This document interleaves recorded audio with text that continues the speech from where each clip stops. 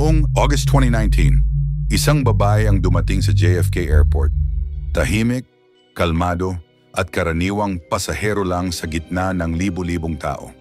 Hawak niya ang kanyang passport. Ngunit nang buksan ito ng immigration officer, nagiba ang lahat. Ang nakasulat sa passport ay hindi United States, hindi rin France, Japan o Spain. Ang nakasulat ay Torrensa, isang bansa na hindi umiiral.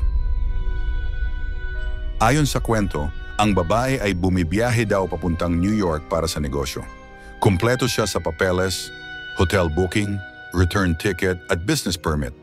Ngunit nang iskan ang kanyang passport, biglang nagloko ang system. Walang bansang Torrensa, walang record sa United Nations, walang entry sa kahit anong listahan ng mga bansa. Nang tanungin siya kung saan matatagpuan ang Torrensa, itinuro niya sa mapa sa pagitan ng France at Spain kung saan dapat naroon ang Andorra. Ngunit ang sabi niya, hindi Andorra yan. Yan ang Torrensa. Dinala siya sa security office. Ang kanyang accent ay kakaiba, parang pinaghalong French at Spanish pero hindi tugma sa alinman. Ang pera niya ay may kakaibang mga simbolo at kulay, walang kapareho sa kahit anong currency sa mundo. Tinawagan ng airport authorities ang iba't ibang embahada. Walang bansang nag-angkin sa kanya. Dahil dito, pinagpahinga siya sa isang hotel room sa loob ng airport habang iniimbestigahan. May 2 gwardyang nakabantay sa labas. Ngunit kinabukasan, wala na siya. Walang CCTV footage. Walang nakakita kung saan siya dumaan. Nawala rin ang kanyang mga gamit, pati ang passport. Parang nabura siya sa realidad.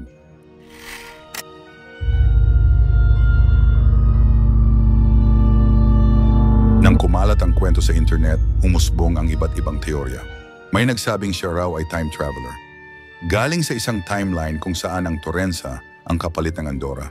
May ilan namang naniniwalang siya ay mula sa parallel dimension, aksidenteng nakatawid sa ating mundo dahil sa isang glitch sa realidad. May teorya ring bahagi raw ito ng isang cover-up ng gobyerno na tinago ng CIA o FBI ang lahat ng ebidensya. At para sa mga matagal nang nakakabasa ng ganitong istorya, para itong modernong bersyon ng The Man from Taured. Parehong misteryo, parehong passport, parehong pagkawala. Pero may napansin ang mga naghukay ng detalye. Iba-iba ang bersyon ng kwento. May nagsasabing 2019 daw ito nangyari. Ang iba naman ay 2015. May nagsasabing Amerikana ang babae, ang iba naman ay Hapon. Ngunit iisang bagay lang ang hindi nagbabago, ang passport mula sa bansang Torrensa at ang babaeng biglang naglaho. Mas lalong nagdudugtong ito sa lumang alamat ng Man from Taured. Isang traveler noong 1950s na galing daw sa bansang hindi umiiral. 2 misteryo, magkaibang panahon, pero iisang kwento.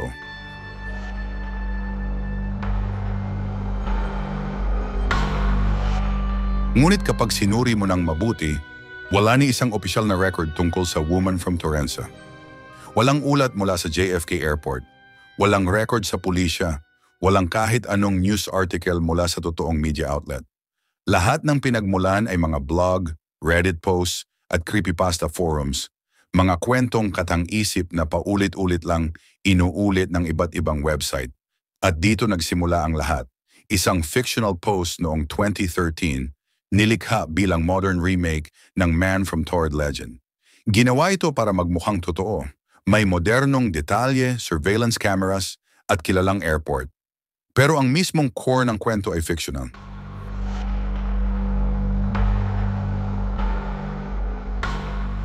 Ang babaeng mula sa Torrensa ay hindi galing sa ibang dimensyon. Siya ay galing sa imahinasyon ng tao. Ang ganitong mga alamat ay sumasalamin sa ating takot, na baka hindi stable ang realidad, na baka magbago ang mundo sa isang iglap at hindi natin ito mapansin. Ito ang parehong takot na bumubuo sa mga paniniwala sa Mandela Effect, time slips at alternate realities. Hindi dahil gusto nating maniwala sa kasinungalingan, kundi dahil gusto nating maniwala na may mas malalim pa sa mundong ating nakikita. Kaya sa susunod na dadaan ka sa isang airport, tumingin ka sa paligid. Lahat ng pasahero ay may kwento. At minsan, ang mga kwentong ito Totoo man o hindi, ang nagpapaalala sa atin na may misteryo pa ring nananatili sa pagitan ng mga hangganan, ng panahon at ng mga mundo. Ito ang Pinoy Myth, kung saan ang bawat alamat may katotohanan sa likod ng hiwaga. Salamat sa panonood. Kung nagustuhan mo ang video na ito, huwag kalimutang i-like at i-share para mas marami pang makaalam sa misteryong ito. At kung mahilig ka sa mga kwentong kababalaghan, conspiracy at mga hiwagang hindi pa nalulutas, mag-subscribe na sa Pinoy Myth at i-click ang notification bell para updated ka sa ating susunod na video. May mga teorya o kwentong gusto mong talakayin natin? I-comment mo lang sa ibaba. Hanggang sa susunod, manatiling mapanuri at huwag matakot sa hindi pa natin nalalaman. Kita-kits sa susunod na misteryo.